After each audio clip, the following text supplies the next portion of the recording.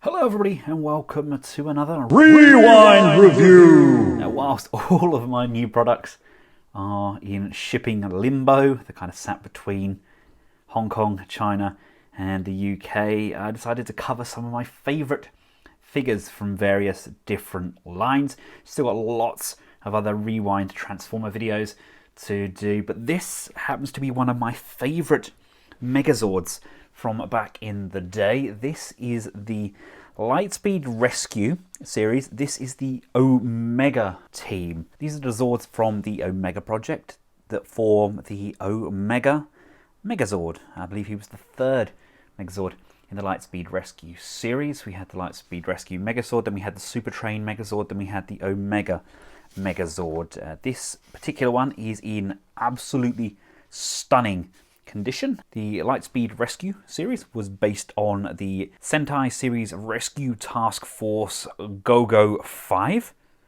which ran in Japan from 99 to 2000. And this was the Victory Mars Chogokin DX Meteor combination. This was my kind of prime age of Megazords, where we had the Bandai US and Bandai Japan being extremely similar, and very little was lost in the translation. Let's look at our number one first. Gorgeous chrome work on these. Going to bring these missiles down, lock those into position. Really remind me of some of the real vintage Bandai stuff.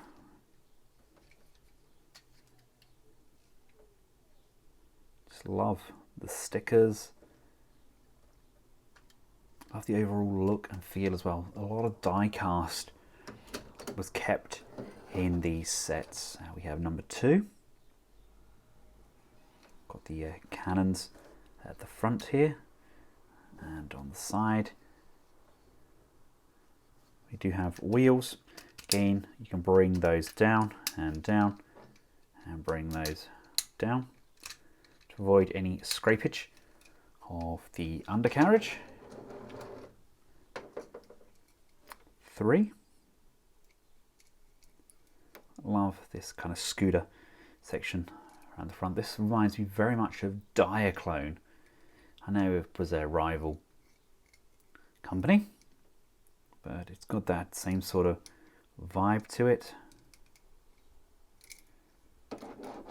Again, still rolls really nicely. We have number 4.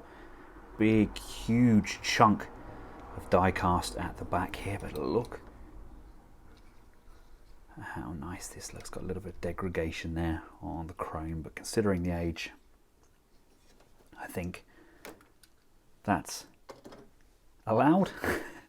And again, we've got lots and lots of chrome on here. Just looks sensational.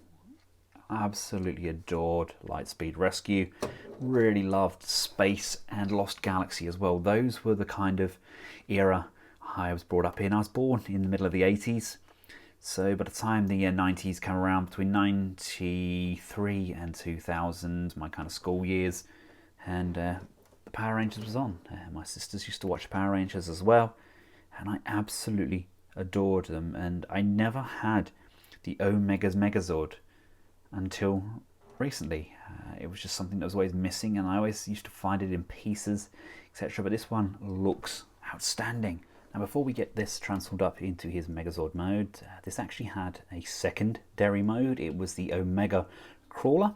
Now, much like we got with the Mighty Morphin Megazord, where it kind of formed that base former thing, this forms something very similar. But the difference being is you don't have to take this apart, etc., to then get it in his Megazord mode. You can go straight from Crawler, whereas with the Mighty Morphin, you used to have to take pieces off, which I always thought was a bit of a dampener, really, considering how good the Megazord was. Right, starting off with our number 1, we want to push this section down. These are going to come up to the top and lock into position.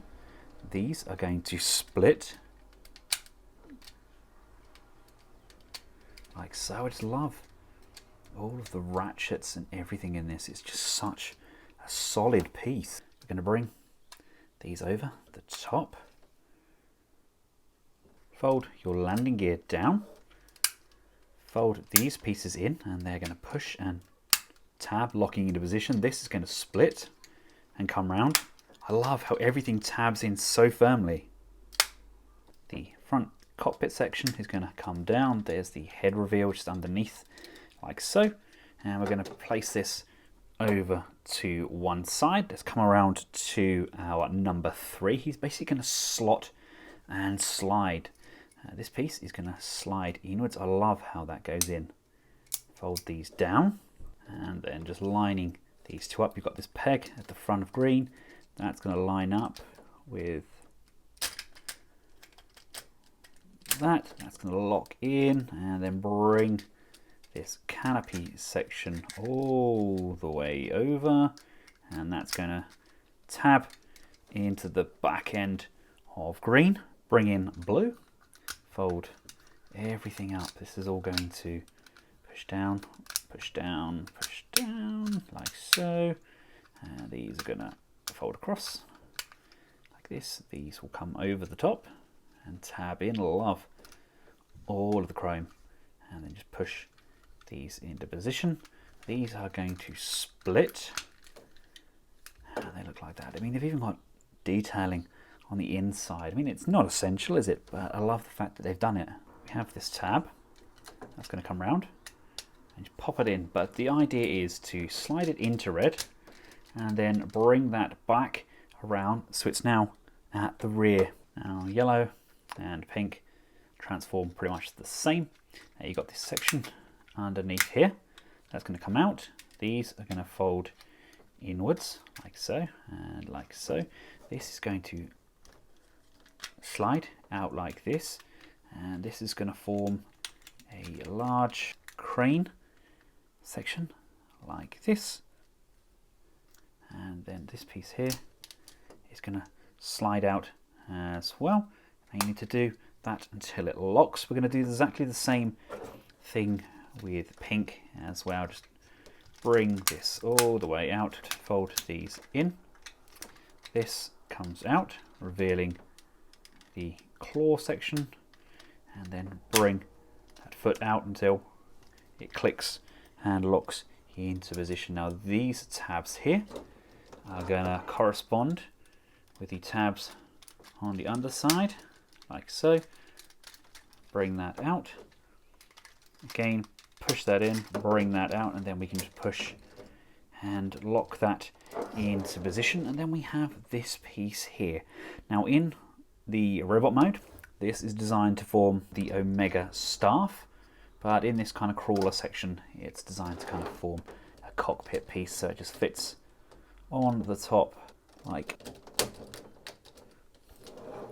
so.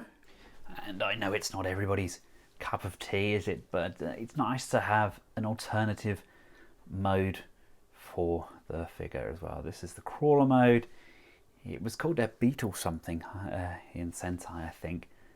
But, you know, it kind of works. It kind of works as some sort of space crawling mechanism. Does what it needs to do. It helps with the rescues. And it's an alternative mode. I guess it's okay if you're running out of space and you just have a small gap and you want to place him in like so. But I don't imagine many people are going to be displaying this Megazord in this form. And the idea of this was that we didn't then have to take anything apart to get him changed up into his alternative modes. It's not exactly the case, because we do still have to parts form slightly by removing the lance, but yeah, that's about it. And we can bring the chest piece up, slide that all the way up to the top, and just push and tab that in. The legs are now going to come together, and this is going to lift, and again lift, sliding those units forwards. Bring these heel spur pieces down. They just help with the counterbalance of the figure. Bring blues down on either side. Bring those around to the front, and then sliding this piece here reveals the fist. Again on this side, bring that down, slide to reveal the fist, and then to reveal the V on the head, this section just lifts like so. And the lance is as easy as you would expect, just pull and extend. And we have the Omega Megazord in all of his glory. Beautiful piece. I love how clean and tidy he looks. Love the great use of die cast. The contrasting colours look absolutely fabulous. I haven't quite pushed in those track treads on the back of those legs there, have I? But he looks sensational. I don't think there was really a bad Megazord in the Lightspeed Rescue series. I still have to get the Super Train Megazord. I'm currently aiming towards getting that one soon, but this has been on my want list for such a long time, and he's always kind of eluded me. I'm so glad that I finally got him, because he looks sensational. A really robust figure, reminds me of just what a good job Bandai US could do at the time. There was some very questionable pieces, but the likes of the Lightspeed Rescue, we had the likes of Wild Force as well. The translation from Japanese to US was really good with these pieces, and the overall result was a fantastic piece, marketed cheaper in the US than it was in Japan. Something just extremely vibrant about the colours. Now, being a Megazord, we don't get very much in the way of articulation. The head doesn't move, the arms do move up and down, albeit you are slightly worried you're going to pull the dude apart. Legs can come out to the side, but they're designed to lock in. We do have a little bit of rotation on the legs, and we do get a bend on the knee, but again, that's mainly due to the transformation. But you know, as far as Megazords go, that's articulation, isn't it? I do love the spear as well. I would like to get the upgrade kit with this guy as well, the big chest piece and the helmet. I think it was the Orion upgrade that he got from Lost Galaxy, but I think there may be somebody that 3D prints those, so may look at getting those as well. And here he is for a size comparison alongside the Max Solar Zord and the Lightspeed Rescue Megazord. Yes, I know my Max Solar Zord is slightly yellowed, but it's complete. You know, I took the hit there. Needs to be kind of retro brighted, I think, but I do worry about damaging the stickers on that. I'm not really sure how I'm going to get away with it, but he still looks the part when he's fully combined up, so more than happy with those. Love these three. I'm looking forward to getting the Super Train Megazord in the mix, but for now this is the Omega Megazord. Thank you all for tuning in. Thank you for watching these retro throwback reviews. If you'd like to see more of the retro Megazord reviews, then please feel free to leave a comment in the comment section below. Like, share amongst your Power Ranger friends, and subscribe. And until next time, for myself and the rest of the Collectables household, thanks for watching. Goodbye.